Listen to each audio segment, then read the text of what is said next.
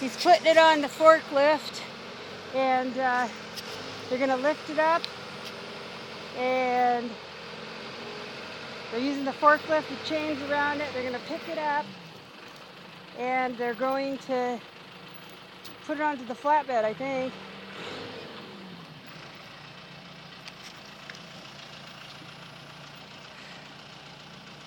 It's just too crazy.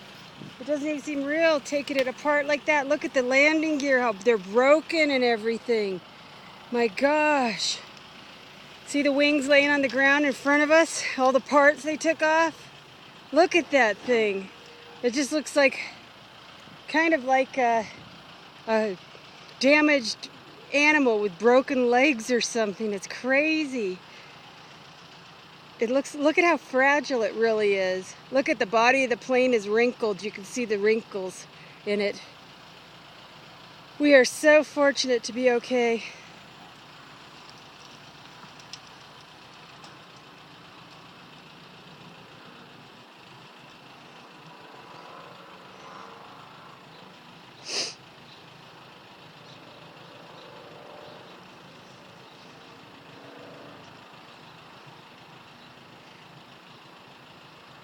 This is the ending.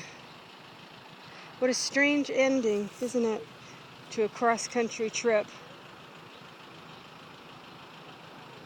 I wonder what made the engine fail also. It must have...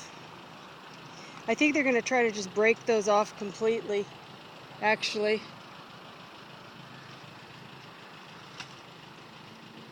It probably would make it a lot easier for them to handle it, or tie them up or something. I don't know what they're going to do.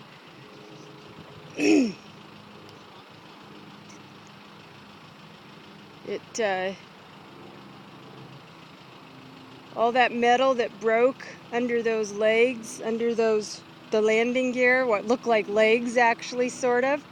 Well, one tube with jagged edges popped up on Charles' side. It's amazing that it didn't really injure him. And the floor, it was buckled, sharp metal edges. Just amazing that neither one of us had broken any bones, any massive cuts or anything.